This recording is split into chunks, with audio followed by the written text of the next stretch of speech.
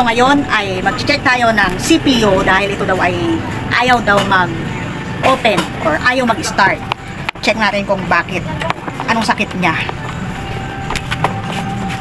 Medyo matagal-tagal din tayo hindi puting-ting ng ganito. Dahil kung ano-ano ang kinukuting-ting. Dahil masyadong maraming kinukuting-ting. So yan. Tumutunog. Alam na kaagad kung bakit, kung ano ang sira nito. Pag tumunog, ibig sabihin, kumbaga sa mag-asawa, uminga yung bunganga ng asawa, kailangan nyo ng pera. Sari-sari ka talaga, pango ka eh. So yan, wala ring display.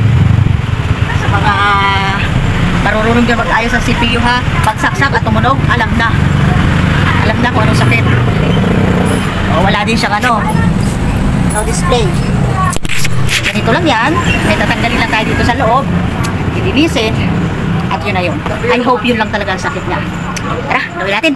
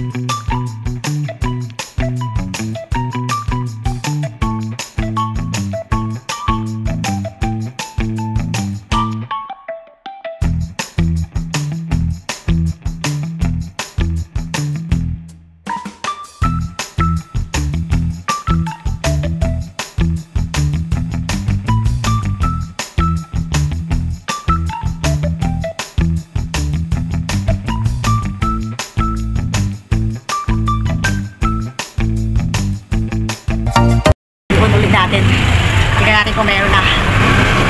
Ayaw niya makuha sa unang himas-himas. Subukan natin sa pangalawang himas. Kung mahusay tayo maghimas-himas.